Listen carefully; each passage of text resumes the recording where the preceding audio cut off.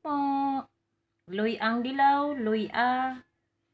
At saka dapat may sibuyas yan. At saka bawang. Nilaga ko. At ito na siya. Juice. Juice, luy-ang dilaw. Pinaghalo ko. At saka luy-ang puti. At saka nilagyan ko ng bawang kasi pampatunaw daw yun ng plima. At honey. Pang matamis. Dahil si Angel ay sinusuka pag umiinom na walang kalamansi. Bumili ako ng kalamansi at pinatakan ko sa kanya ng kaunti. At sa akin ay maraming kalamansi. Pero dapat hindi lagyan ng kalamansi kasi nakakakati ng lalamunan yung kalamansi. Pero bagkus na yung batang itong maarki ay gusto niya may kalamansi habang nagsusulat.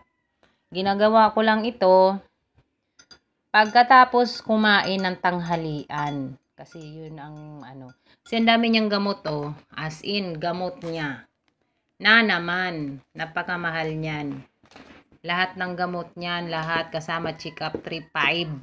Saan ka pa?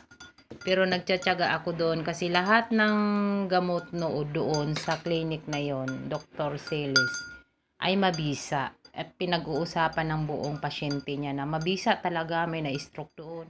As in, mabisa daw talaga. Ayan ang bata habang nagsusulat. Kasi 2 days nang hindi nakapasok. Kasi nilalagnat. At ito sa akin dahil ako unang nilagnat. Akong unang nilagnat at ako ay iinom ng ganito kasi may ubo din ako. Hello. Ito na. Ang batang habang nagsusulat at nakaready na ang kanyang inumin. O, diba?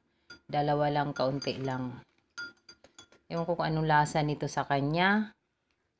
Kasi nilagyan ko ng kalamansi. Kaunti lang nga. Sarap. Ito kasi sobrang masarap po. Masarap siya. Maanghang-anghang na. Basta masarap. Basta lagyan lang ng honey. Yan lang po. Bye-bye. Kasi yung bata, papasok na siya. Papasok na sa school. Kaya walang active muna kaming video. Kasi nga, nagkakasakit. Masarap siya, masarap. Tamo, dami ko. Nakakaluwang sa ginhawa sa lalamunan. 'Di ba? Yan, kita mo naman Ang anak ko ay grabing mga gamot na yan. Yan lang po. Salamat sa inyong pagpanood. Subscribe YouTube and Israel, follow, share. Thank you po sa inyong lahat. Bye-bye.